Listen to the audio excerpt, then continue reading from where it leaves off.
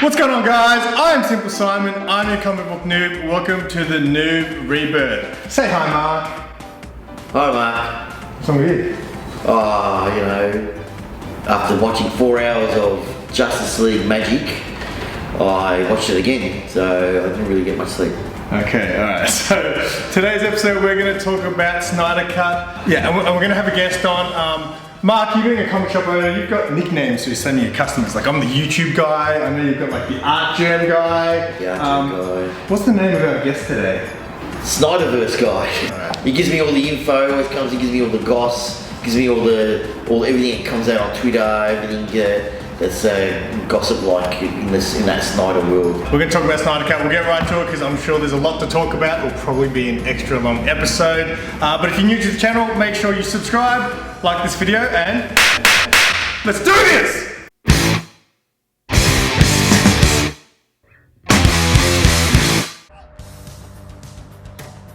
Hi, Mark. Come on in. Hi guys, so welcome Brendan to the show. Thanks for coming in, mate. Now, you've got a pretty cool story about the Snyder Cut. You've been crazy about it ever since it came out. Crazy, mad, insatiable, excited, all the above. You know? But you were lucky enough to go to a very exclusive IMAX screening. Can you tell us the story about how you got those tickets? Because they weren't open to the public. How did you get your hands on those, mate? So, I was very excited to watch it at home, personally, but then once you find out that there's going to be an exclusive screening, one screening in Australia in 4:3 IMAX, and then you find out that tickets can only be pretty much won via a competition, it brings you down. It feels like a punch in the stomach. So I was in my car and they started advertising Zack Snyder's Justice League. I was really excited about it. And then I hear, to win tickets, tell us in 25 words or less, who is the villain in your life? Now, most people would get pretty excited and go, right, let's figure out a way how to win. I didn't, I saw red. I got really angry because these are dream tickets. These are tickets that I'd be willing to spend big money on to try and win. The night before deadline, I just got angry. I just decided I'm just going to send them a message to tell them exactly how I really feel.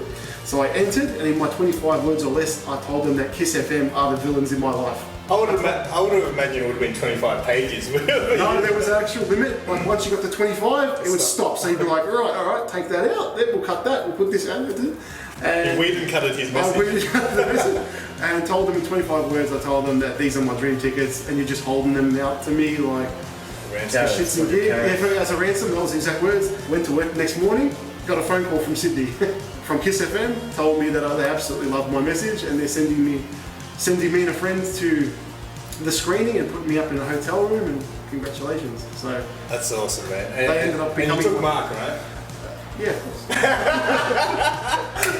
But we'll talk about the movie because obviously there's a lot to talk about. I'm going to start because I know once these guys start talking, I'm not going to be able to get a word in. And I guess my view on all this is much more simple than these two are probably going to have to say. Hence SimpleSimon. And SimpleSimon. So pretty much, I rewatched the original cut 2 nights before the Snyder Cut came out. And I've been telling everyone when I first watched Justice League the first time, I enjoyed watching it because I was very newbie back then. You think I'm a noob now? I was way newbie back then. I enjoyed watching it. It was a fun watch, but I was just like, this is not a good film. I'm just enjoying it because I love this stuff now. So when I rewatched it 2 nights before the Snyder Cut, I didn't enjoy watching it. I was just sitting there like, this is it's not a well put together film at all. It just jumps so quickly in the story. There's no context to a lot of the stuff. So I think it was good that I did that. Because then watching the Snyder Cut, it just filled in all those holes. The whole tone of the movie changed from the soundtrack to the bits that they took out that was in the original cut. There was so much stuff in the original cut that wasn't in it. And I really dug it. A lot of people say the 4 hours was too long, right? But man, I say to those people, like, if you like this stuff, it shouldn't be hard to sit through a 4-hour movie, right? Wasn't long enough. Nah, he didn't even feel like it. The way they broke it up, like in 8 parts, was just. Yeah, that was cool. I love that. Because some people were saying originally they were going to make a TV series out of it, right? Four 1-hour episodes. It was meant to be. Yeah, okay. But look, I know it's not everyone's cup of tea. There have been some people who said they didn't like it, and that's fair enough. Everything we say today is going to be opinion-based. I'm going to let you guys off the leash, and we'll start with Mark. I loved it. I thought it was just made more sense. Batman v Superman made more sense. I just I couldn't believe like what they did to that film originally in 2017. How why they would release it, why they would think that would be a great film in the first place. I mean, that movie was so bad. In the Snyder Cut, his script was better. And what I loved about it was that they made that decision to resurrect Superman as a team. Mm-hmm. That it wasn't just Batman, so this is what we're doing. I don't care what anybody thinks, this is what we're doing. No, they made the decision as a team.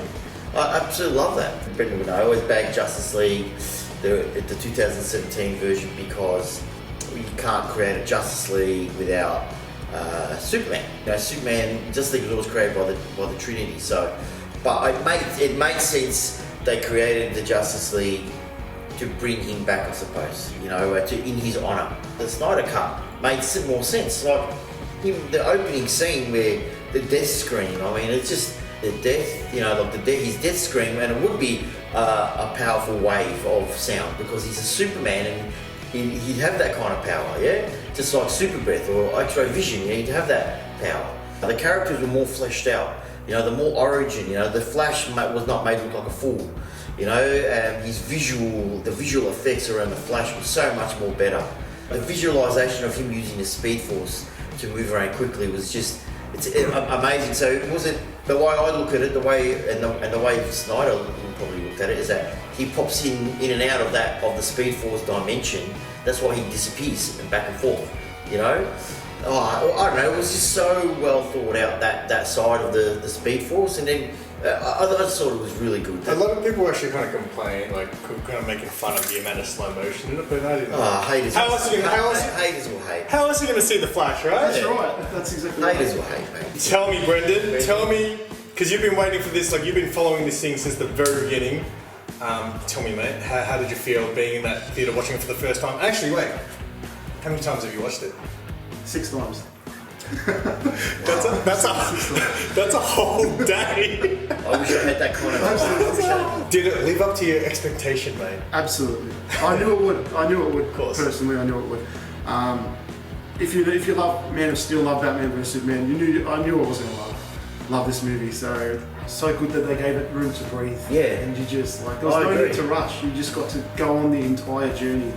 I loved how Zack Snyder managed to make Steppenwolf look like he was from the same bloodline as Darkseid. Yeah. That's something that hasn't really happened in the comics, I don't think. He looks very humanoid. Yeah, it's correct. So they look like they're from the same planet, which was really, really good. Yeah. I was going to ask you actually, because you've been following the Snyder Cut thing since its infancy, I guess. The weeks leading up to the release, Zack Snyder was releasing a lot of spoilers. I've been releasing spoilers, but just years. Apparently, in the last few weeks, he revealed so much stuff, and I know some people are like, man, like I loved it, but he kind of ruined it for me because I knew all this stuff coming. Yeah. Do you think that affected? Do you think you could have loved it even more if you didn't know that stuff? I knew from day one. Every time something got leaked, I knew that I was going to love it even more watching it and having the surprise. But I also understood why he had to do it was to keep the fire burning, to give the fans fuel to keep pushing and keep. Yeah, so that was a good decision to do. 100%. You can't just say I'm doing a Zack Snyder's Justice League and then people might expect the same damn movie, which was pretty bad. So you got to give them, this is what I'm doing, this is the scenes I'm putting in, you know, so on and so forth. Yeah, so I can see why he would do that. Even the symmetry, at the end when they're fighting all together, the symmetry between the team was amazing. And it's like watching in the Avengers, the symmetry behind the team when they finally come together was great. And they did that same, and Snyder did the same thing with that at the end scene. You know, Aquaman skewering Steppenwolf and then throwing him, and then one of them jumping up and cutting his head off. It was just pure symmetry, you know. I really didn't expect Ryan Choi to have such a sort of role. I don't know who's Ryan Choi.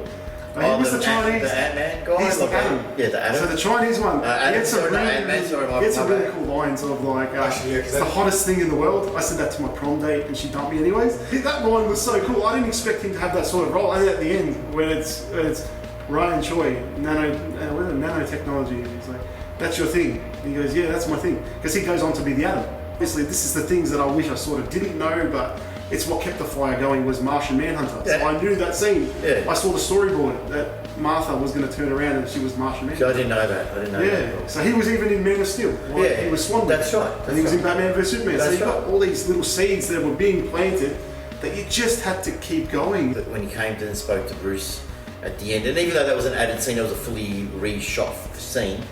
Ben Affleck looked really good, to be honest, in that scene. Real skinny too. And so, but he came out and he goes, "Oh, you know, this world is worth fighting for." I mean, but I was disappointed he didn't join in. Like, if it's worth fighting for, join in, man. Like, you know, just turn up. That's what I was a little bit disappointed, like curious about. Like, why wouldn't he just turn up for some reason? You know, help him. In the background, and then they maybe look and they wonder who the fuck was that guy. Yeah. You know, so that actually wasn't supposed to be Martian Manhunter. It was supposed to be Green Lantern. 2017. It was meant to be Tomar Ray and Kilowog. Okay. And then once he got to do his cut, he was going to do Hal Jordan and John Stewart. But Warner Brothers found out about it and said no. Good old Warner Brothers executives, eh? They must hate Zack Snyder right now. He threatened to quit. He just made them look like idiots. Warner Media obviously absolutely has the chance to restore the Snyder Cut. How does it not make sense? Because even though I know there's some people that didn't like it, the majority seem to love it. So it doesn't make sense why they wouldn't. It's all about money, man. So they're going to get. They're going to give heaps of money. It's all about money too. No, like they're not going to give them money. They'll not. Of course, it's about ego. But Warner Brothers Studios will never give money. They would have to raise it through product placements and other people investing in it. I think that's the only way they would do it. But Warner Media would do it. I think more like we saw months ago. Walter Hamada, the head of Warner Brothers Films, he went out of his way to call this movie a cul-de-sac and said that this is not going to continue. This is a one and done. And even Kevin Smith said, "Why would you say that? The movie's got it's going to come out in 3 months. This movie could be the greatest thing to come out because you've just cut its balls. It's ego. That's what I mean. So they would never, even though the people who made the decision about the 2017 version, they're no longer working at Warner Brothers, even though they're not there anymore. It's still a hurt on the brand of the studio, right? It's just no confidence, and it just gives those executives. Even though they're not there anymore, but gives the Warner Brother brand no confidence for actors and creatives and stuff. That's why they will never admit they were wrong. They'll never, of course, they wouldn't. There's no way they would ever do that. But and they would never say that's never going to happen. But there are ways to raise money for a film without going through a studio. I mean, mate, biggest franchise in the world, Star Wars did it without a movie studio, you know what I mean? So there are ways to do it if you really want to go on with it. But at the end of the day, the characters are all licensed to Warner Brothers, so he has to stick to Warner Brothers. Well, no, that's the thing. They're licensed to AT&T. Warner Brothers are doing the movies. Yeah, of course. So they have bosses. It's just about convincing the bosses. Is there a demand for it? Is there a way we can make money off it? And then it comes full circle because the original idea was to make money off it. Obviously, cross promotion, action figures, all that. At the end of the day, that's what happens when you have non-creatives making decisions. And no one with a vision. Whereas the other brands, the Red brand, they have a bigger picture. We had 10 years of movies, and we ended up with Thanos. The 2 Thanos films. So that's what you see when the bigger picture. We can make all these movies in between, but at the end of the day, it's going to be 2 Avengers films and then these 2. And that's where the vision comes, and the creatives. Let creatives make their own decisions. What was, I guess, some of your favourite moments, without naming every single one of them? What do you reckon were the biggest holy shit moments? And I guess for you, again, with the whole spoilers thing, it would have been hard. It was. How often does something live up to your expectations? So even though I knew it was coming, it was just as good to see it on the screen. So that was good. But my favourite scene was obviously the nightmare scene at the end that had been reshot. Yeah, that was... Because in my mind, that is the filming process starting to the sequel. That is it, because it was filmed last year. We've seen that Ben Affleck can still do Batman. We saw that Joe Manganiello, he's a kick-ass Deathstroke. And then we even saw that Jared Leto can actually play Joker. And a bit of a menacing Joker too. I don't think Leto deserves the hate that he gets. 100%. And I think Joker is up to everyone's interpretation. You know, like the Suicide Squad Joker wasn't the Joker that everyone expected. You know, the gangster Joker. I mean, can you explain? So people say that was filmed that way because he wanted it to be filmed that way for IMAX. What's the deal? Zack Snyder films with film. He doesn't film digitally. He actually uses film. And apparently, so he explained it that that's the image. That when you film on a camera, that's the image. And then when they go for widescreen, they actually crop it. Yes. They crop the image. There's a Batman scene where Batman's looking up at the signal, and then when you had to crop it, you cut the bat signal out. So he just said, well, it's my cut. I can do pretty much whatever I want. I'm going to go with this ratio. It actually didn't bother me at all. No, not at all. Some people hated it, but when I first heard about it, I'm not going to lie, I thought, I don't think I'm going to like this. But then when the trailer, the Phantom trailer came out, you just turn the lights off in your room, and you can just see the picture there. It's not a big thing. Nah. I guess the final thing I sort of want to talk about is where does it rank? I guess not in DC movies, but also say DC versus Marvel. Because for me, my favorite DC film is probably Aquaman. But again, I don't think it's a great movie. It's just kind of a fun watch. This felt like an epic to me, so it probably is my favorite DC thing that's come out. But at the same time, I know some people have said you can't compare, for example, I watched a review from JoJo Flicks and Comics. It's just like, you can't compare these two movies because they're not the same thing. Because, I mean, if that came out back in 2017, it wouldn't have been 4 hours, right? So it is hard to compare, but I definitely think it's the best DC EU thing that's come out. I don't think it quite touches on the Avengers stuff that I've watched anyway, but it's definitely a step in the right direction.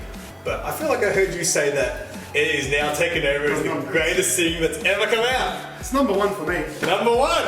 And this is not someone who's biased. I like Marvel too.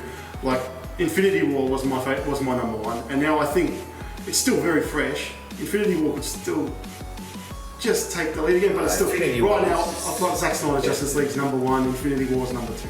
I think Infinity War and Endgame are both very... Infinity War. I'm sorry, man, but you can't go past Captain America picking up Molyneux, mate.